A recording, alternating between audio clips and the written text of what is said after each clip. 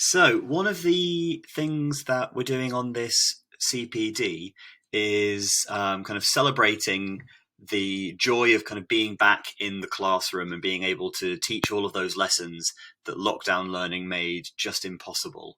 And one of my absolute favourites, and I do this with all year groups, all from year 7 all the way up to year 13, is something that involves the fun and play of colourful plastic balls with sort of a teachable moment about the process of archaeology, which is kind of relevant for our students of the ancient world.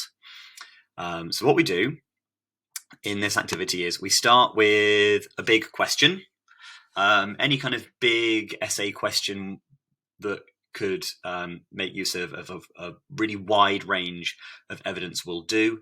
This is one that I just did last week with my year 10s. A Vestal Virgin had a life to envy.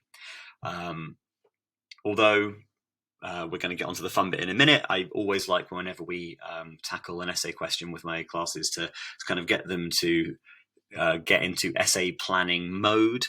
So trying to think about the way that they approach this question is going to be an important part of my lesson, although it's not the fun bit and it's not the bit that I'm looking forward to telling you about. The fun bit is the way that they acquire the information. I talked to them about how they are used to, as GCSE students, being presented with information in a very clear and logical order. They have textbooks, they have lesson PowerPoints, they have lessons that are designed to take them on a very clear journey from not knowing something to knowing something. Everything's been sequenced to make that journey kind of easy for them. And I talk about at this stage of the lesson how that's just not the case when it comes to getting out there in the field and making discoveries, whether you're on an archaeological dig, whether you're sort of digging through archives, whether you're sort of planning for a university level essay in the library.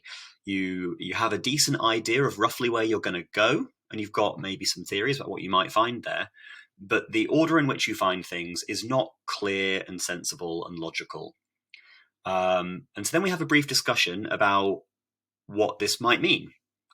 And by the end of that discussion, we kind of get it round to the fact that you've got to be careful of getting married to the first thing you find out.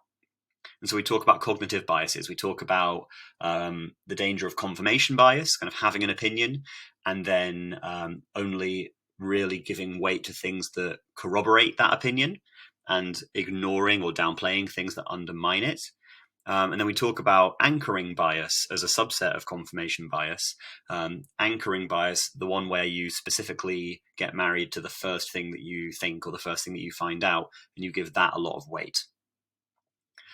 And then I introduce the activity. Before the lesson, I've bought a big load of children's ball pit balls. You can get them really quite cheaply online, and you just use a pair of scissors to cut a hole in each of them, and in each of them you put a slip of paper with a piece of information on. Here's some examples from my Vestal Virgins one. So each of these sort of statements would be their own slip. It works nicely if they're quite short and sweet, because students can then get through quite a lot in quite a short time.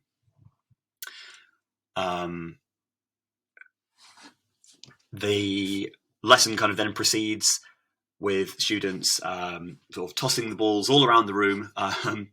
By the way, safety notice, do make sure that you've closed windows and that you've asked students to zip up their bags. I've lost a lot of balls that have just fallen into tote bags and rucksacks in the past, so get them to zip everything up first. But the lesson continues. They throw a ball, they catch a ball, they take the slip out, they think about what they've read and how it relates to the central lesson question, pop it back in and throw it on. And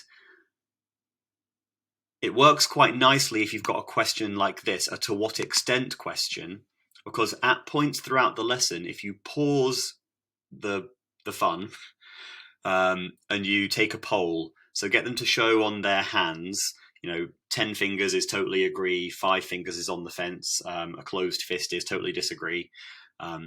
and numbers in between are also available, you can see how differences of opinion in the room will be quite stark. Because they'll have looked at different things. So in this example, the Vestal Virgins had a life to envy. There are a couple of slips in there that talk about the punishments that the Vestal Virgins could be subjected to, beatings or execution.